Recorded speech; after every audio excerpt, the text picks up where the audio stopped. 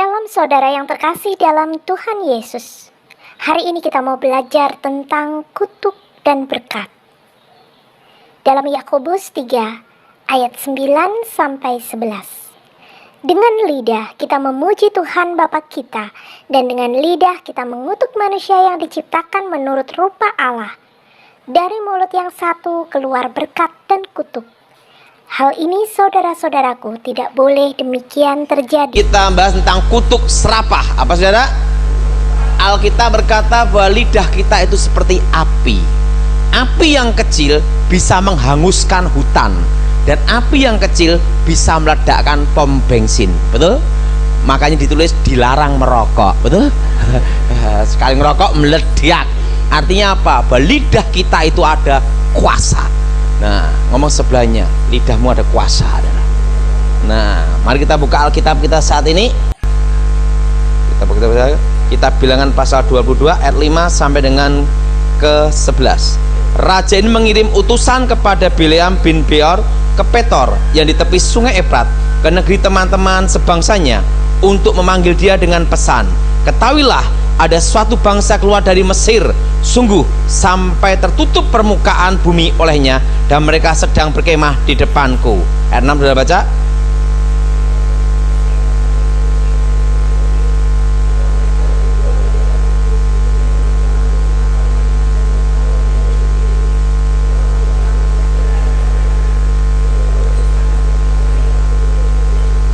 Lalu berangkatlah para tua-tua Moab dan para tua Midian dengan membawa di tangannya upah penenung. Setelah mereka sampai ke Bileam, disampaikanlah kepadanya pesan Balak. Apa sudah baca?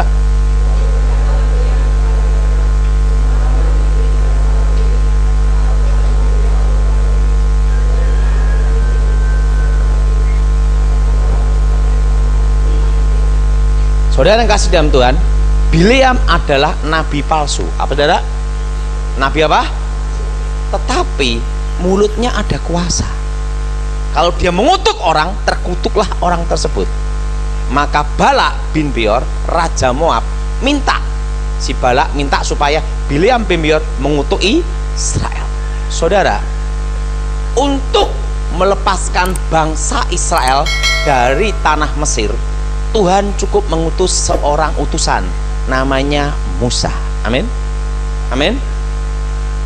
Dan pada waktu Tuhan mau menegur Raja Akab, Tuhan cukup mengutus seorang nabi, namanya Elia. Tetapi ingat, untuk membatalkan kutukan Bileam, Tuhan tidak mengutus nabi, tapi dia sendiri yang datang untuk berhadapan dengan Bileam sampai keledainya bicara. Untuk apa? Karena kalau sampai Bileam mengutuk Israel, maka terkutuklah Israel selamanya. Karena itulah Tuhan sendiri yang berhadapan dengan Bileam, untuk kutuk itu diubah menjadi berkat untuk Israel. Amin. Saudara, kalau seorang presiden sampai datang ke rumah seseorang, pasti orang tersebut punya kelebihan khusus. Betul? Betul? Nah, kalau enggak cukup suruh ajudan atau menteri. Betul? Tapi kalau sampai presiden sendiri yang datang, pasti orang itu, kalau itu bukan keluarganya, pasti punya keahlian khusus. Saudara, kenapa harus Tuhan sendiri yang datang menghadapi Bileam? Karena apa? Di mulut Bileam ada kuasa.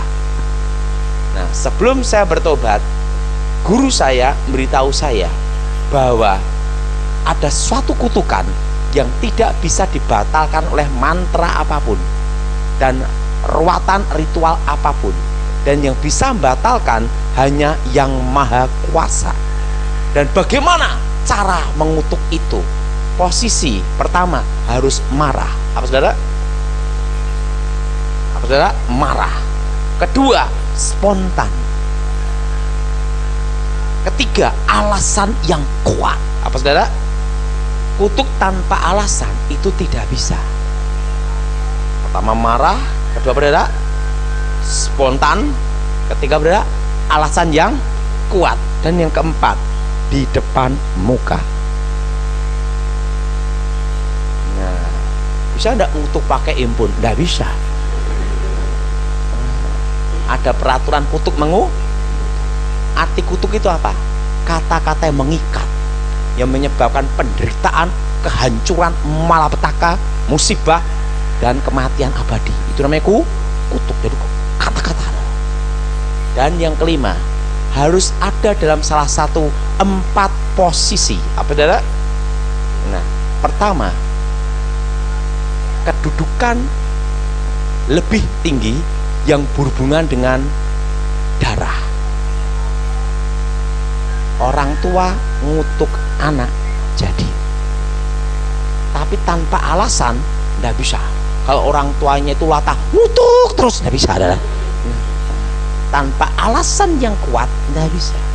Karena kutuk itu harus ada suatu alasan yang kuat. Makanya suatu pernikahan yang tanpa restu orang tua, maka pernikahan itu banyak musibah, bencana, dan masalah. Misalnya nikah diem-diem, orang tua tidak setuju. Setelah itu punya anak, mau tidak mau orang tua harus terima. Tapi sebelum menikah, orang tuanya ngomong, tanpa restuku kalian tidak akan bahagia. Maka pernikahan banyak sekali musibah, masalah, dan bencana. Setelah itu anak punya anak, cucu, mau tidak mau orang tua terima, betul? Tapi ingat, begitu kutu dari katakan, susah dibatalkan. Yang bisa membatalnya yang maha kuasa. Jelas? Jelas? Kakak adik jadi. Kakak saudara, kakak adik jadi. Nah, suatu kali ada satu kasus, itu di kampung saya. Ada seorang bapak bermimpi. Itu kejadiannya sebelum saya lahir. Itu kisah nyata. Dalam mimpinya, bapak ini mendapat mimpi bahwa di pohon bambu di tengah-tengah itu ada kunir, yaitu emas, harta karun. Dia cerita sama menantunya. Dia ngomong sama menantunya, tadi malam saya bermimpi bahwa di bambu itu posisinya di tanah ini itu ada harta karun. Apa yang terjadi? Sama menantunya, tanpa sepengetahuan mertuanya, digali sendiri. Dan ketemulah emas-emas dan emerald, jamrud. Yang mimpi tidak dapat apa-apa. Apa yang terjadi? Menantu sama anaknya dipanggil. Langsung menantunya kaya raya. Yang mimpi tetap miskin. Alasan yang marah, spontan. Marah emosinya, dia berkata, terkutuklah kamu. Harta, kamu gila harta, kamu akan gila. Dan anak cucumu, yang laki-laki jadi gigolo, yang perempuan jadi pelacur, dan kamu miskin seumur hidup. Dan anak cucumu miskin semua. Saking marahnya, langsung menantunya gila sampai meninggal. Dan anak cucunya sampai sekarang, yang laki-laki jadi gigolo, tukang kawin, yang perempuan jadi pelacur, kawin cerai. Ingat, salah satu keturunannya ngomong saya, bagaimana melepaskan kutukan itu. Ingat saudara, lidah ini ada kuasa. Makanya sesuatu yang berhubungan dengan warisan itu berbahaya. Kalau sesuatu yang berhubungan warisan itu sangat apa? Berbahaya. Ada salah satu contoh, seorang ibu buta huruf. Dia tidak tahu baca dan tidak tahu tulis. Taunya hanya cap jempol. Nah, punya anak, anaknya itu 4, laki, perempuan, laki-laki. Nah, mereka menikah keluar rumah, tapi yang bungsu tinggal di rumah. Otomatis makanya yang tinggal di rumah itu pasti dapat bagian warisan yang paling banyak, karena bisa ngerayu gombal mukio, betul? Betul? Nah, ibunya mau makan apa dikasih makan, mau ini mamah mau apa terus. Dan sedangkan yang sudah keluar rumah kan keluarganya masing-masing, betul? Makanya untuk dapat warisan banyak itu harus dekat dengan ibu, betul? Nah, seperti siapa? Yakub, betul? dekat dengan ibunya, makanya iso kalah, betul? Nah, dia dekat dengan ibunya, kan bapaknya udah meninggal duluan, diajaklah ke notaris. Disuruh apa? Cap jempol. Karena dia tidak tahu baca tulis, buta huruf, ya ngecap terus. Tidak taunya apa? Itu balik nama jual beli. Semua harta tanah setengah hektar jatuh sama si bungsu. Kakak-kakaknya 1 meter tidak dapat. Yang pinter yang bungsu. Makanya warisan yang paling dapat banyak yang tinggal sama orang. Dan apa yang terjadi? Yang sulung merasa ditipu karena 1 meter pun tidak dapat. Dia berkata, terkutuklah kamu. Kamu gila harta, maka harta itu akan habis. Anak cucumu pun akan miskin, habis makan uang warisan itu. Dikutuk, selesai. Harta tanah setengah hektar itu habis. Makanya warisan dengan cara yang tidak benar pasti bikin masalah, betul? Dan anak-anaknya miskin semua. Waktu saya punya pabrik, sampai anaknya minta tolong kerja ngelamar jadi satpam. Serapah. Apa saudara? Alasan yang kuat, yang berhubungan dengan darah. Anak ngutuk orang tua, batal. Nggak bisa, karena anak lahir dari orang tua, bukan dari pintu. Kedudukan lebih tinggi, yang berhubungan dengan darah. Jadi mengutuk itu harus ada suatu posisinya. Marah, emosi. Dan ingat, salah satu dari 4 posisi. Yang kedua, kedudukan lebih tinggi karena apa? Jabatan. Apa saudara? Nah, bos ngutuk pembantu, jadi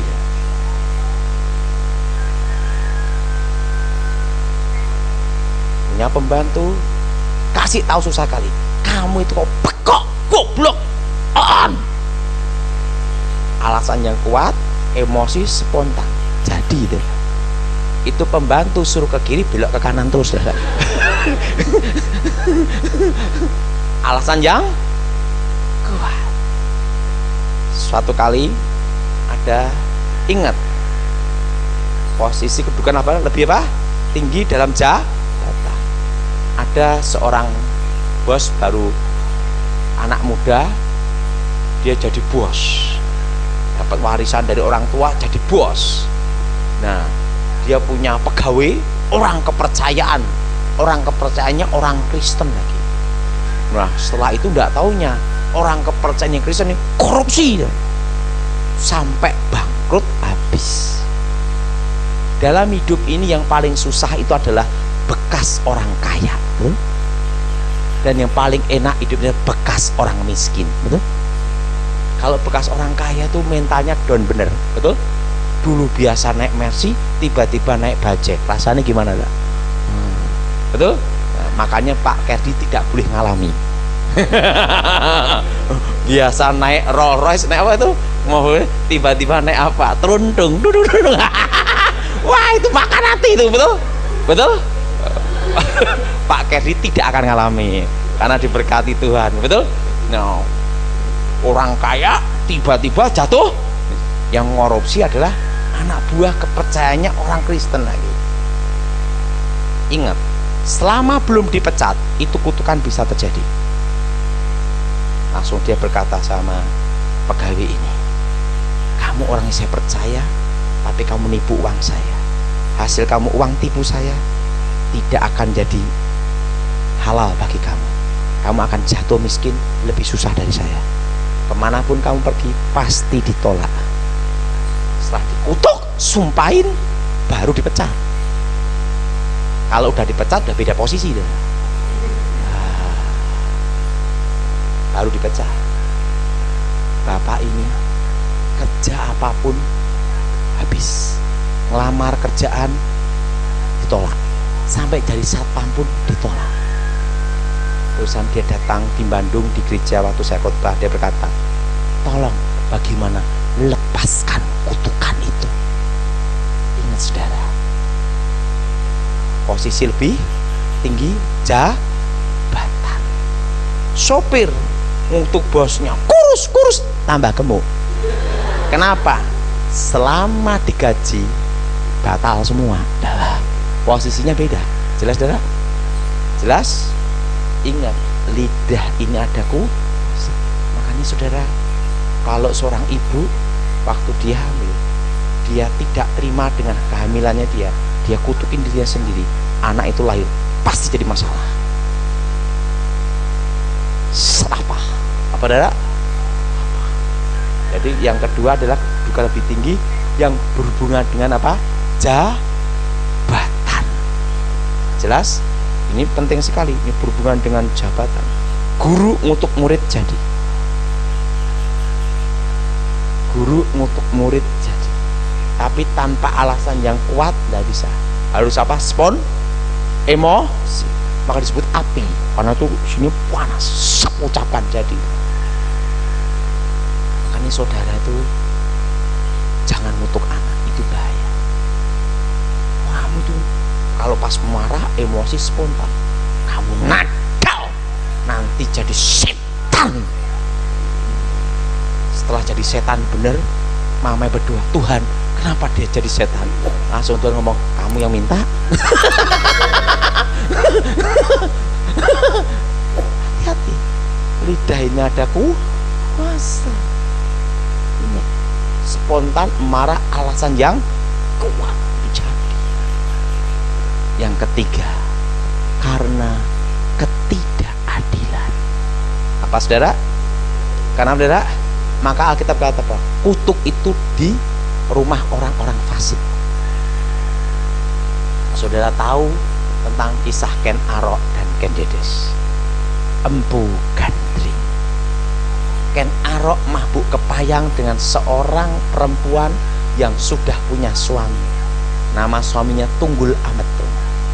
Perempuan namanya Ken Dedes. Apa yang terjadi? Ken Arok datang ke Empu Gandring untuk memesan sebuah pusaka yang hebat, sakti mandraguna, gawat kalewat lewat.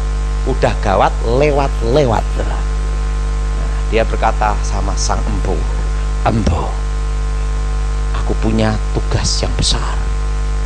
Aku perlu bikinkan sebilah keris yang sakti mandraguna, yang gawat kaliwat lewat. Empu Gandring berkata, baiklah. Setelah itu Empu Gandring bertapa dulu. Kenapa bertapa? Nunggu meteor jatuh. Karena untuk bikin pusaka yang hebat harus dari batu meteor digabung dengan besi pilihan. Ken Arok datang. Bu, udah jadi belum? Belum. Wong ini baru bertapa nunggu meteor. Setelah meteor ini datang, bok jatuh, baru dibikin pelan-pelan, bikinnya bertapa, mencari wangsit, bikin pamornya. Langsung Ken Arok berkata, Empu, udah jadi belum? Sabar anak muda, belum jadi, baru ini dibikin. Kok lama banget? Berbulan-bulan nunggu kelamaan, betul? Setelah itu datanglah. Gimana Empu? Udah jadi. Ini pusakanya. Oh, apakah pusaka ini hebat dan sakti? Bisa ndak dicoba? Empu Gandring berkata, boleh dicoba. Ditusukkan sendiri ke empunya. Bayangin, udah capek-capek, tidak dibayar, ditusuk lagi. Bayangin, sudah tidak apa? Tidak dibayar, udah capek-capek, pasti apa? Ditusuk. Nah, rugi, tekor, habis itu. Nah, pada waktu ditusuk, jelek, sebelum mati, Empu Gandring berkata apa? Ken Arok, kamu membunuh aku dengan keris ini, maka kamu dan anak cucumu 7 keturunanmu akan mati dengan keris ini pula. Empu Gandring mati. kutukan Empu Gandring. Sekalipun Ken Arok menjadi raja Singasari, banyak paranormal hebat-hebat dampingi dia, tidak bisa membatalkan kutukan Empu Gandring. Sekalipun seorang raja. Apa yang terjadi? Anusapati, anak tiri Ken Arok, membunuh Ken Arok dengan keris itu. Dan anak cucu Ken Arok, 7 keturunannya mati dengan keris yang sama. Setelah itu keris itu lenyap sampai sekarang. Itu sejarah, betul? Keris Empu Gandring. Artinya apa, saudara? Kutukan dari empu itu tidak bisa dibatalkan oleh mantra ritual sehebat apapun. Jelas? Karena apa? Ketidakadilan. Apa, saudara? Ketidakadilan. Makanya suatu tanah, kalau itu sengketa, sumpah-sumpahan di tanah itu, maka tanah itu jadi kutukan. Tanah itu akan banyak ada musibah dan bencana, menjadi rumah angker atau tanah angker. Kenapa? Kutuk namanya ludah api, ya saudara. Orang Jawa namanya itu dadi geni. Itu kakek saya dulu ngajarkan saya. Itu hanya bisa dibatalkan oleh Yang Maha Kuasa. Ingat, ketidakadilan. Makanya utang kalau tidak bayar, yang punya uang marah, emosi, terkutuklah kamu. Tapi di depan muka, kalau telepon tidak bisa. Itu yang ngemplang itu pasti sengsara. Kenapa? Itu serapah. Nah, ada seorang ibu punya suami itu selingkuh, bolak-balik selingkuh, tapi hebatnya tidak pernah ketahuan. Saking marah, istrinya ini marah, jengkel. Kamu tukang tipu, terkutuklah kamu. Nanti kamu kena penyakit Raja Singa. Disumpahin suaminya sendiri dengan sipilis Raja Singa. Nggak sampai setahun, suaminya kena Raja Singa, sipilis. Ibunya datang nemuin saya, Pak, tolong batalkan kutukan itu. Loh, kenapa, Bu? Takut ketularan. Hati-hati. Oh, hati-hati. Ketidakadilan. Suami nakal, jahat, marah, emosi, terkutuklah kamu. Stroke. Setelah stroke, istrinya bingung gimana penyembuhannya. Itu ingat, lidah ini ada kuasa. Ketidakadilan. Yang keempat, kutukan dukun. Dukun pun mengutuk harus ada alasan yang kuat. Pelit, sombong, baru dimantrain bangkrut. Tapi kalau tidak ada alasan yang kuat, mantra itu pun tidak bisa bekerja. Harus ada emosi. Makanya tugasnya dulu sebelum saya bertobat itu langsung apa, saudara? Pasien itu bikin saya marah dulu, emosi dulu. Setelah marah, emosi, baru disumpahin.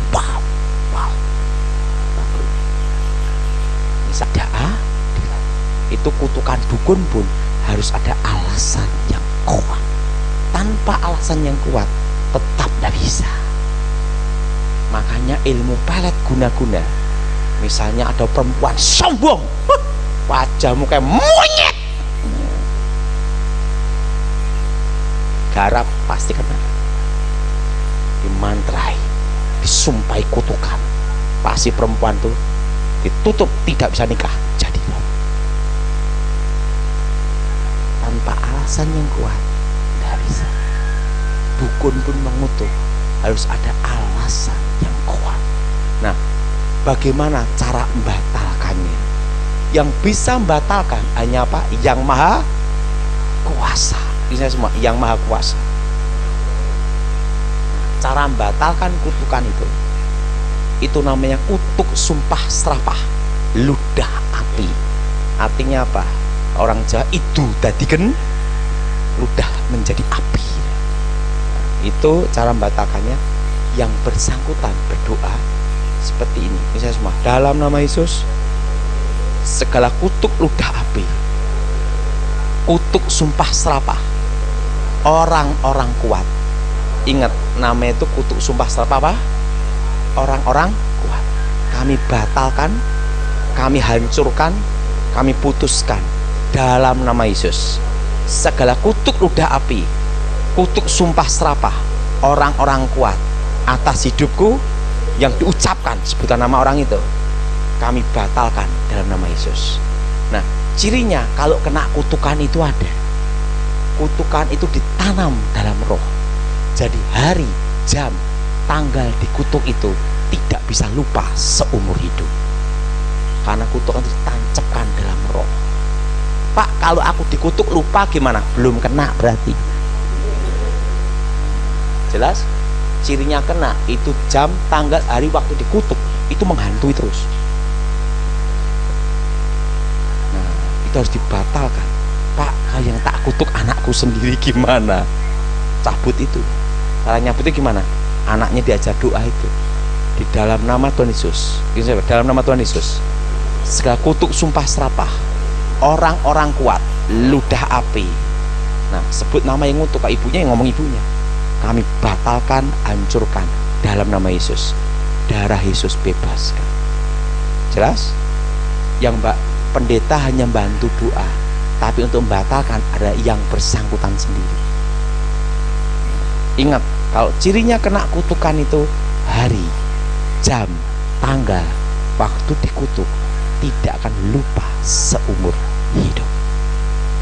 Siapa yang mau tanya?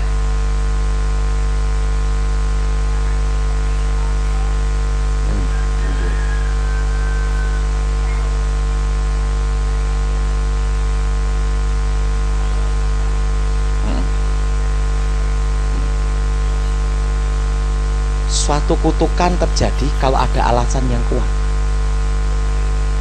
Ya tetap dosa. Nah, itu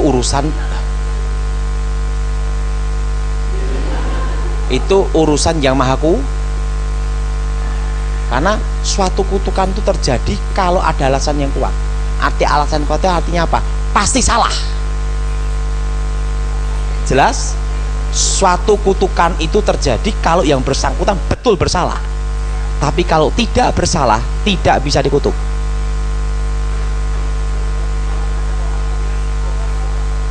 Itu kurang kerjaan. Karena apa? Tanpa ingat, kutuk tanpa alasan tidak bi. Jadi ingat, suatu kutukan itu terjadi kalau ada alasan yang kuat. Tanpa alasan ya tidak bisa. Dan ingat, posisi salah baru bisa. Kalau posisi dia benar dikutuk nggak bisa. Ingat, nggak bisa. Ada aturan. Presiden tidak bisa ngutuk. Ingat, menteri tidak bisa ngutuk presiden, tapi presiden bisa ngutuk menteri. Jadi kalau presiden ngutuk menteri bisa enggak? Bisa. Maka ada namanya sabda raja. Kalau presiden ngutuk menteri bisa, tapi menteri ngutuk presiden tidak bisa, posisi lebih tinggi. Makanya ada namanya sabda raja. Jadi presiden bisa ngutuk menteri enggak? Bisa, posisi lebih tinggi. Menteri ngutuk presiden enggak bisa. Enggak bisa. Istri tua ngutuk istri muda jadi. Alasan yang posisi salah. Suatu kutukan terjadi kalau orang tersebut posisi salah. Kalau posisi benar tidak bisa. Itu ada aturannya. Jadi suatu kutukan itu terjadi kalau posisi betul-betul salah. Makanya lidah ini ada kuasa. Hati-hati. Selama orang itu benar, walaupun dikutuk sampai yang ngutuk mati tidak bisa. Pak, kalau yang ngutuk saya udah mati gimana? Ingat, bisa dibatalin. Namanya kutuk serapah, ludah api. Dalam nama Tuhan Yesus. Oke, sekali lagi. Udah jelas?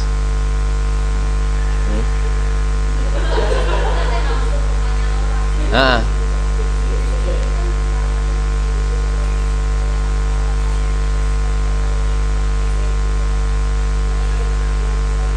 hmm.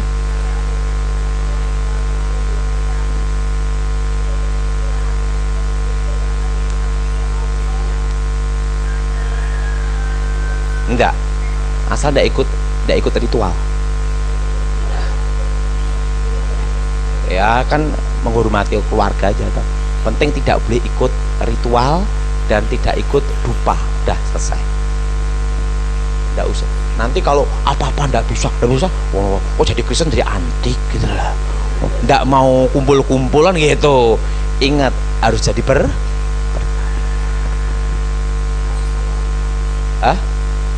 apa?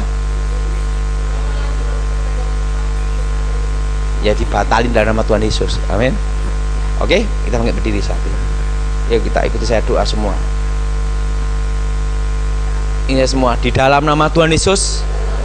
Segala kutuk serapah, orang-orang kuat, kutuk ludah api, mantra-mantra, perdukunan, kami batalkan, kami hancurkan, kami putuskan dalam nama Yesus.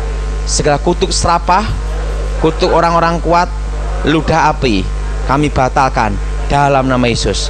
Darah Yesus bebaskan hidupku dari segala kutuk sumpah serapah, segala yang jahat, segala kegelapan. Aku bebas demi nama Yesus. Darah Yesus bebaskan. Yang percaya katakan amin. Silahkan duduk. Jadi saya jelasin sekali lagi. Suatu kutukan terjadi kalau betul-betul apa? Salah. Tanpa salah tidak bisa. Maka disebut alasan yang kuat. Oke? Terakhir.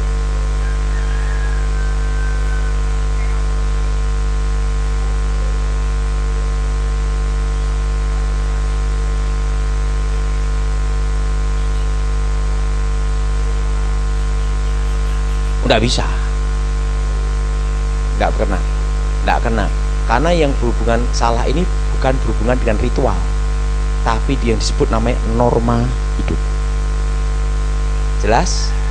Mencuri, merampok, menipu, melawan orang tua, ngata-ngatain orang tua. Pokoknya gini, saudara kalau tidak cocok sama orang tua, diem. Arti menghormati tidak 100% harus nurut. Karena ada orang tua kadang ngajarin juga ada yang tidak benar juga, betul lah. Kan tidak boleh kita ikut semua. Yang baik kita ikut, yang tidak. Tapi jangan melawan atau ngata-ngatain atau menghujat, itu tidak boleh. Kalau tidak cocok, diem. Jangan dilakukan. Kalau cocok, dilakukan. Kenapa saya ngomong demikian? Ya, saya kan punya orang tua, jadi ngalami. Kadang misalnya orang tua nyuruh kita tanda tangan sertifikat untuk dikasihkan ke ini, kita tidak cocok. Ini orang ini tidak becus, dia gak pandai ngerayu orang tua kita ikutin tambah parah. Yang lain-lainnya gimana, betul enggak? Nah, itu harus bijaksana. Jangan melawan atau tapi apa? Diem. Siapa yang setuju angkat tangan? Dalam Roma 12 ayat 1 sampai 2. Karena itu saudara-saudara, demi kemurahan Allah aku menasihatkan kamu supaya kamu mempersembahkan tubuhmu sebagai persembahan yang hidup, yang kudus dan yang berkenan kepada Allah. Itu adalah ibadahmu yang sejati. Janganlah kamu menjadi serupa dengan dunia ini, tetapi berubahlah oleh pembaharuan budimu, sehingga kamu dapat membedakan manakah kehendak Allah, apa yang baik, yang berkenan kepada Allah, dan yang sempurna. Tuhan Yesus memberkati.